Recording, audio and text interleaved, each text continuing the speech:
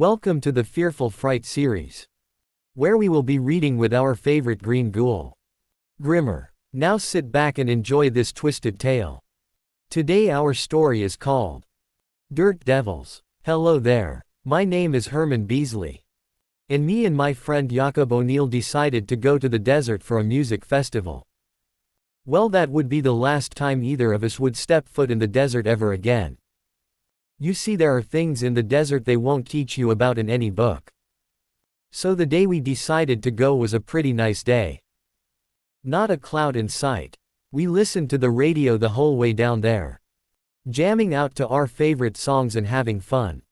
That's when the car started to cut off and back on. Eventually it stopped altogether. Then we tried to start it back up to no avail. That sucks big time, I told Jacob. Yeah, I know, he replied. Well, we should definitely push the car off to the side of the road. And so we did. After we got the car to a safe distance, I asked Jacob, so what's the game plan? I told him, hey, the festival is only a 10-mile walk from here. We could either walk, or we can just sit here and hope somebody comes by. Jacob said, well, to be completely honest with you, I think we should wait. Someone is bound to drive by eventually. Yeah, that's true, I told Jacob. But by then we'll be the last ones in line. That defeats the whole purpose of coming out early. Me and Jacob decided to come 2 days before the concert started so we could be up front, closer to the stage. Well, Jacob said, I mean, we should stay with the car. But I guess we could grab our tent, the food and water, and hike it the rest of the way, and come back later. So we did just that. We grabbed all of the supplies and set off. Well, me and Jacob highly underestimated the circumstances of the situation, because not even 2 miles into our walk we had to take a break. We were both drenched in sweat that had begun to leak profusely from seemingly every pore of our body. Hey Herman, slow down, my friend Jacob said, bent down trying to catch his breath. I can't even breathe, he said. What do you say we go another mile or two? I told Jacob. After that, we can set up camp for the day. What do you say? I guess, he said, a little annoyed. But you're gonna have to give me a minute. I need to rest. Okay, I told Jacob. As we sat there, we were talking and joking, when out of nowhere 2 rattlesnakes appeared, slithering towards us. Jacob started throwing rocks at the rattlesnakes, yelling, get out of here, and go home. Things of that nature. But that only seemed to make the rattlesnakes more aggressive. Just when we thought we were going to be snake food, out of nowhere an older Native American with a large staff said, be gone, serpents, be gone. Then the older Native American man hit the ground with his stick 3 times. And the snakes went away. Thank you, we told the old man.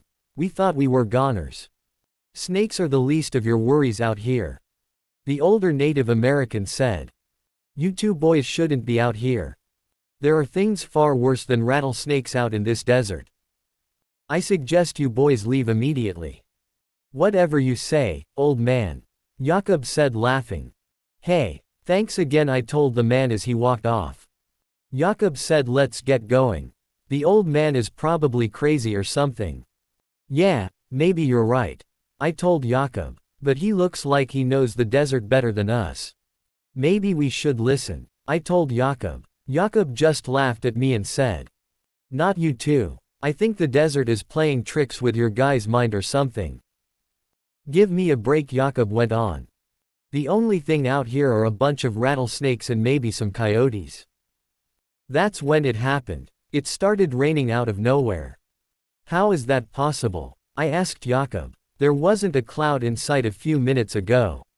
Jacob started laughing and said, yeah, no kidding. Maybe the old Native American man did it or something. Then these slimy, dirty-looking worm-like larva creatures started appearing from underneath the ground. They were crawling on legs that resembled sharp metallic spines. They had 3 red eyes, and lots of sharp teeth.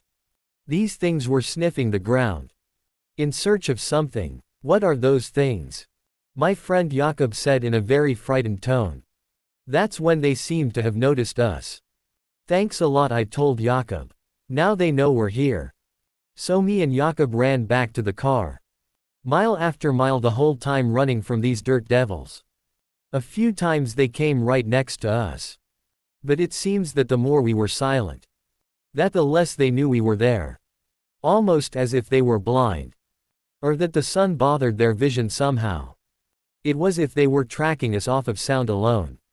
So when they came closer towards us, we would be extremely silent, trying to not even breathe. But as they got further away, we took off running as fast as we could. Eventually we made it back. When we did, we could see the old Native American man messing with something under the car hood. "Hey, wait up," we yelled at the man. "Just what do you think you're doing?" He just looked up and shut the hood to the car. The older Native American man just smiled and waved at us. Then walked away. When we got back in the car we tried starting it up. And to our surprise, the car actually started up. The old man must have fixed it. Jakob said, relieved. And we wasted no time getting out of there. And that's why I'll never go back in deserts ever again. Especially while it's raining.